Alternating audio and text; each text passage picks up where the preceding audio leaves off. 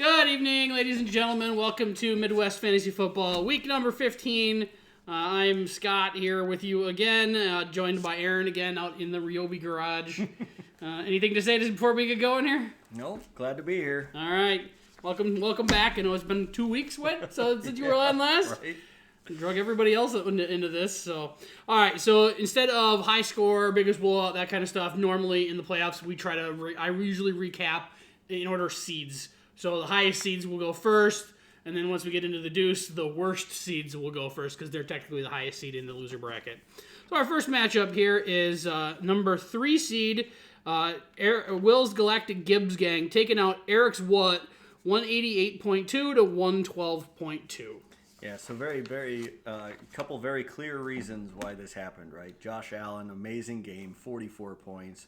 James Conner at 34, and Tyjae Spears at exceeding expectations by an extra 20 points. Huge numbers put up by these players.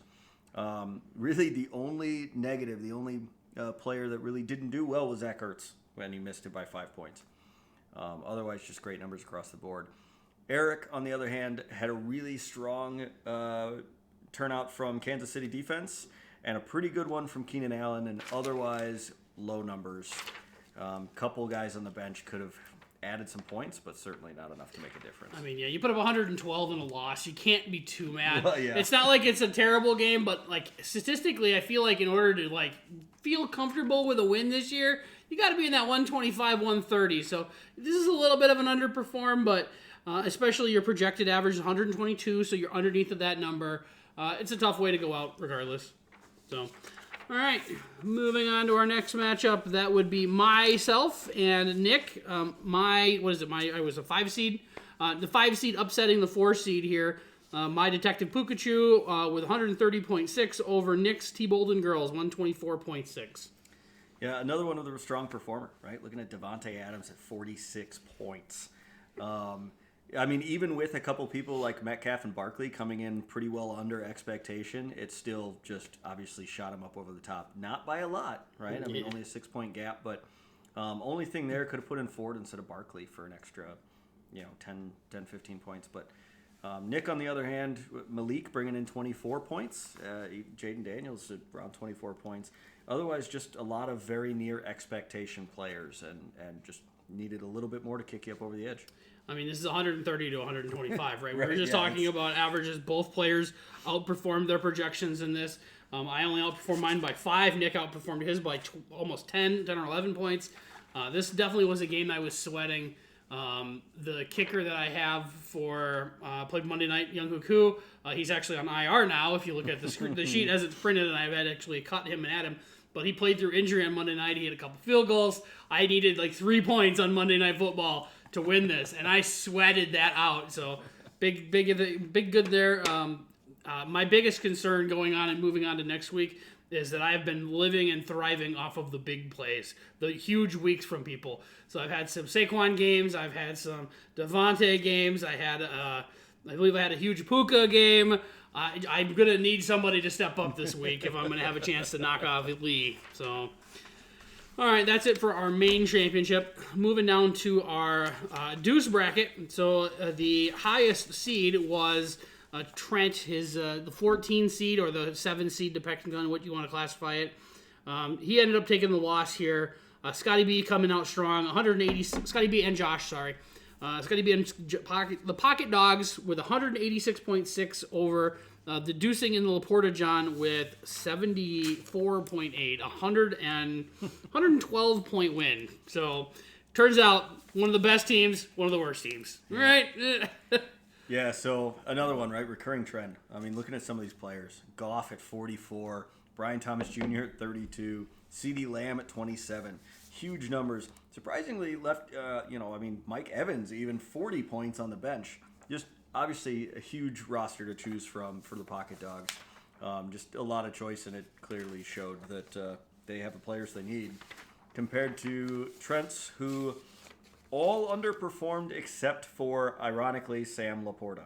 The only player to exceed expectation this week on Trent's team. And all I can say is, just do it again for me next week, buddy. Looking at this, I specifically highlighted Jonathan Taylor. His 13.1 points wouldn't have certainly mattered in this matchup, but he did drop a touchdown as he was rushing into the end zone and fumbled it because he was busy celebrating. That didn't affect this matchup, but that probably screwed a lot of people this weekend. Yeah, not a fan of that. I fortunately had him, but it didn't matter in my matchup, so in a different league. So, all right, next matchup, Chris's Minnesota Fanboy and Drew's D-. Drew got the win here, but this was a close one, 113.3 to 109.3. Yeah, no major blowouts for any of the scores here, except in both cases, defense. This ended up being the battle of the defenses. We had 20 points for Drew and 22.5 points for Chris on the defense. I didn't catch that. Nice. Otherwise, Drew had a couple players that did well. I mean, only one person over 20 points with Josh Jacobs at 21.5, and then Xavier Worthy coming in at 19.5. But with Burrow coming in under, Najee Harris coming in under, Josh Downs, there's just a few disappointing players there that really brought that down. But luckily, not enough to make a difference in this particular matchup. Looking over at Chris's. Really no big showouts there. Barely got over the 20 points with Justin Jefferson, so defense the best player there. And then just a couple players coming in right around 5 or under, so not enough to bring it over the top. Yeah. With Chris, you only lost by 4 points. If you were looking to point the finger here, obviously you could have maybe got Baker Mayfield in. He clearly had 28 points and change, much better than Jordan Love's night. Another one, it's potentially looking at where your tight end position. It looks like both your starter tight end and your backup tight end are pretty weak. Between the two of them, we got a 3.2 point game and a 3.3 point game. So certainly could have potentially seen some improvement there. But we'll see what happens for you next week in your next matchup. So, all right, next matchup is. All right, I got to look at the bottom score here because I said that these things, whenever I adjust the scores to flip the loser around and advance the loser, it messes with the score at the top. So I believe that Brandon's blown call put up 125 over Tom's 101 back to being a McBridesmaid. Yeah, so here we're back on track. Brandon had a couple really strong performances. Lamar Jackson at 36, Jerry Jeudy at almost 22. That's crazy. Jerry Judy's in Cleveland, isn't he? He is. I'm pretty sure I saw that whoever started Jameis Winston had a negative point somewhere in this thing. That's right, yeah. So somehow he still got... Oh, he's over on the other side. That's where he's at. Oh, yeah, there he is. In this matchup. Yeah, so... he managed to throw 11 throws to Jerry Jeudy, but then also got 3 interceptions and only ran backwards. But yeah. Now, unfortunately for Brandon, he did have a couple players who just put up 0, right? Harrison Butker, even while playing, and Jalen Waddle, who I just maybe didn't play. Yeah, we got a matchup of 2 zeros in the flex spots here. I have to assume that neither of them played. I don't know that for a fact, though. I did not get a chance to click onto either of these guys today and figure out if they played or not this week. Yeah. Looking at Tom's side, obviously Winston, that hurts for a quarterback, but did put up solid numbers from Javonta Smith and Terry McLaurin at 28 and 26. Derrick Henry, 6.7 points out of him, just not putting up good numbers. And then, obviously in that flex spot there. Yeah, the only other thing I had highlighted was the 20-point bomb for Justin Hill over for Brandon, but obviously you didn't need it. You got the win. Obviously, Tom is going to be looking at that QB spot next week and that flex spot to try to figure out how to get a win in his next matchup to make sure that he's not a deuce next year or at the end of this year. I'm sure you really liked him having that license plate cover, so I'm sure you'd love having it again. All right, our final matchup recap from this week was Derek and Aaron here. Derek got the win. Derek's pre-deucing monster will not be the deuce. Maybe time for a team name change. 141 to Aaron's cousin Subs Hurt Donut with 109.2. Yeah, this one hurt a little bit. I came in, supposed to be short, but Derek obviously did really well. He had a couple really strong players here. A.J. Brown at 25, Chase Brown at 26. Otherwise, really the only player who did poorly was Tyreek Hill at 5 points. Otherwise, everybody came in where they were supposed to. Looking at my side of the board, not the same story. Jalen Hurts put up real good numbers at 28.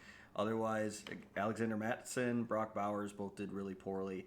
I did have Abdullah on the bench for 19 points instead of Madison. Had to pick which one of the Oakland running, or not even Oakland, Las Vegas now. Yeah. Which of the Las Vegas running backs were going to start and have all the points, and you chose poorly. I did. It would not have made a difference, luckily, so I'm not beating myself up too much about it. But Yeah.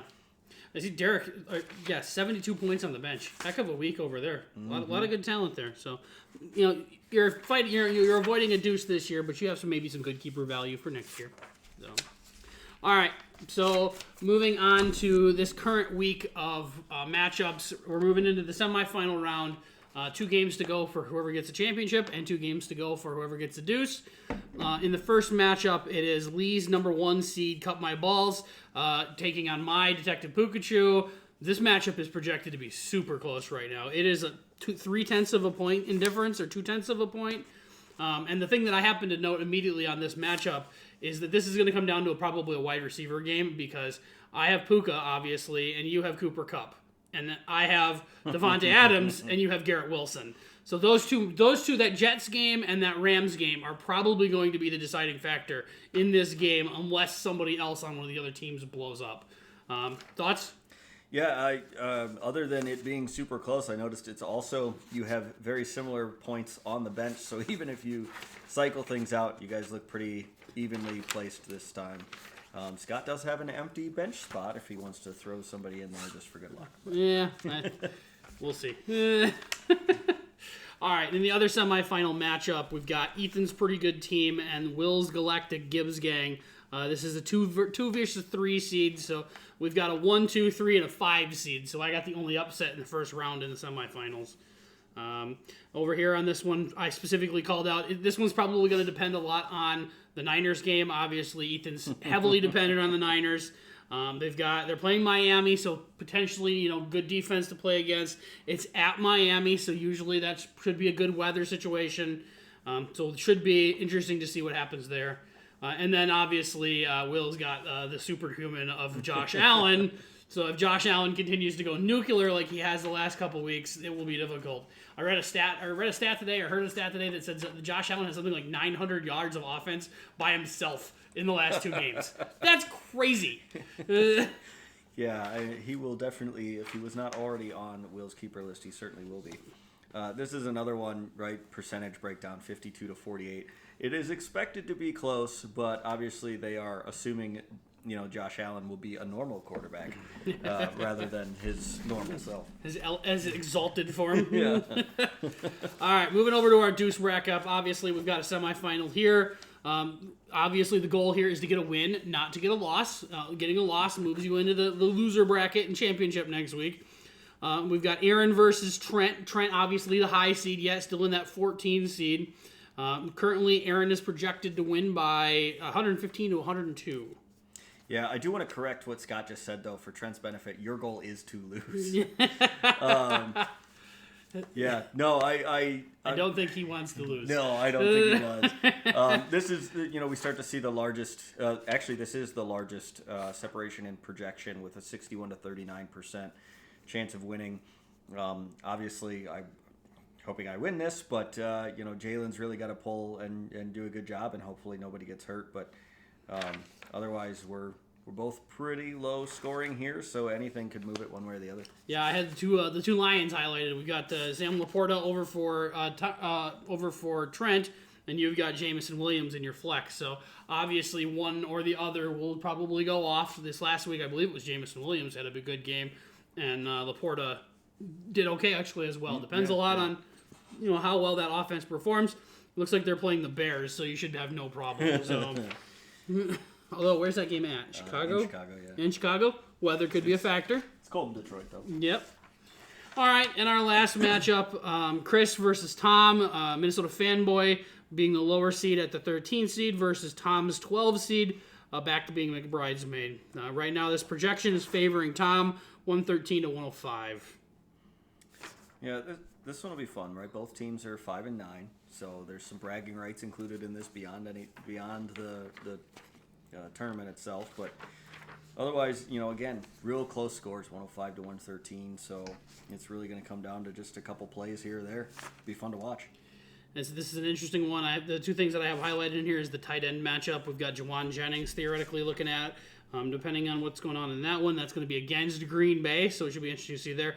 And then you got Trey McBride for Tom, who's one of the best tight ends in the league. He's usually pretty high in the projection. I believe he's projected tight end 1 this week, so it should be interesting to see how this one shakes out. The interesting thing about the Deuce at this point is of the 4 teams left trying to fight for the Deuce, Trent is this year's Deuce. Tom was last year's Deuce, so they both have them. And then Aaron and Chris do not have them. So I personally would love to see Aaron versus Chris in the Deuce matchup. So good luck to Trent and Tom this week. Over on the other side of the bracket in the championship, I believe all 4 teams have not won a championship. So there's going to be a new champion this year, regardless of what happens. I forgot to look at the IDP bet. I'm pretty sure Scott's still winning. I don't think anything has really changed there. It's gotten a lot closer. It did get a lot closer the last couple of weeks, I know. And then I believe that Eric and Nick are playing this week, and they made a wager on their matchup for a 6-pack. So a little bit of a beer bet this week. Last week, Nick and I played in the playoffs, and we didn't really talk about it, but I'm going to make him buy me wings now because that's what he did to me earlier in the season when he beat me. So I'd much rather win in the playoffs. It feels a little bit nicer, I guess. So what'd you see in the IDP? Looking at IDP, Scotty B is still first with 760. Scott's second with 717, and then I'm right behind with 707. And Tom's in the back at 607. Yeah. So pretty much the same, but still tightening up. Yep. We got 3 weeks to go in that league. We got week 16, 17, and 18. So it'll be interesting to see what happens on the stretch. Yep. All of my people are actually playing this week. That doesn't happen very mine often. are not. Aiden Hutchinson is still out. So, all right, that's everything. I probably won't record this and edit this until later tonight or maybe tomorrow. We'll see. I'm missing the little intro video, or I might just say da, da, da, da, da, and I'm not going to sing the whole thing. So good luck to everybody. We will see you next week.